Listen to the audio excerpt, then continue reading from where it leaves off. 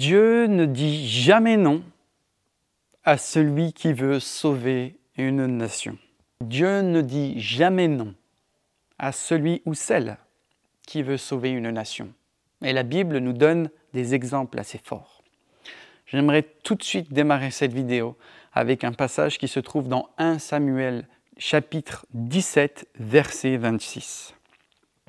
C'est le roi David, à l'époque encore berger, qui vient apporter des vivres à ses frères qui sont sur le front, et Goliath s'avance chaque jour, chaque matin, pour insulter l'armée de l'Éternel et leur lancer le challenge de quiconque viendra me tuer, alors il deviendra le roi.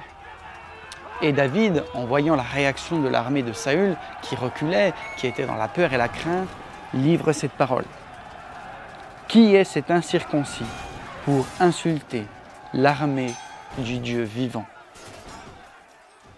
À ce moment-là, tout a changé. David est allé vers le roi et lui a demandé l'autorisation d'aller combattre Goliath. David, à ce moment-là, a dit non, non, non, non. Ce n'est pas possible qu'un homme, qu'un simple homme, mette en déroute le peuple de Dieu, les promesses de Dieu. C'est impossible. David s'est donc levé, et vous connaissez l'histoire. Il a abattu Goliath. Aujourd'hui, David est un personnage emblématique de l'Ancien Testament, qui a été appelé ami de Dieu. Et j'aimerais vous dire que Dieu ne dit jamais non à celui qui veut sauver une nation dans le nom de Jésus. David avait vraiment cette compréhension que c'était le plan du Seigneur et que cet homme-là était en train de faire douter le peuple des promesses de l'Éternel. Et quand on passe à côté des promesses de Dieu, eh bien parfois le mensonge peut annexer, mettre en pause les bénédictions, nous empêcher de les vivre, d'y goûter. Mais David a dit non, car il savait que rien n'était impossible à Dieu. Et au moment où il s'est levé, la délivrance est arrivée en quelques heures. En quelques heures, le peuple d'Israël, le peuple hébreu, a été libéré du joug de l'ennemi. Alors j'aimerais te dire, toi qui regardes cette émission, tu es peut-être entouré de plein de gens, et peut-être que tu as un cœur et un désir d'aller sauver une nation, un peuple entier, et que ceux qui sont autour de toi, vis-à-vis de la taille, de la tâche de ce rêve, te diront « Non, c'est pas possible, regarde, tu n'as pas assez de formation, tu n'as pas assez de ceci, tu n'as pas assez de cela. » David était un simple, on lui a même donné une armure qui ne lui allait pas, on voulait le faire rentrer dans des habits qui n'étaient pas faits pour lui. Il est descendu avec qui il était, avec sa foi, ses pierres et sa fronde.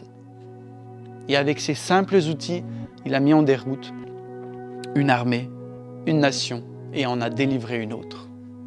J'aimerais te dire que si ton cœur brûle pour délivrer une nation dans le nom de Jésus, alors fonce.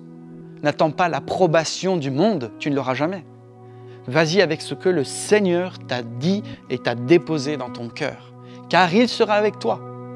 Les promesses de Dieu peuvent être en pause quand on commence à croire aux mensonges de l'ennemi qui nous fait penser que nous ne sommes pas assez forts, pas assez fermes, pas assez riches pour commencer à annoncer l'Évangile, pour commencer à gagner des batailles. Un seul homme a mis en déroute une armée.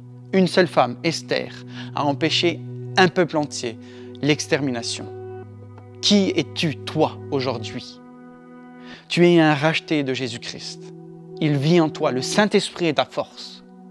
Alors si ton rêve, ta passion vibre pour aller annoncer l'Évangile et sauver une nation, si ton rêve est donc de voir une nation entière être sauvée dans le puissant nom de Jésus-Christ, lève-toi aujourd'hui.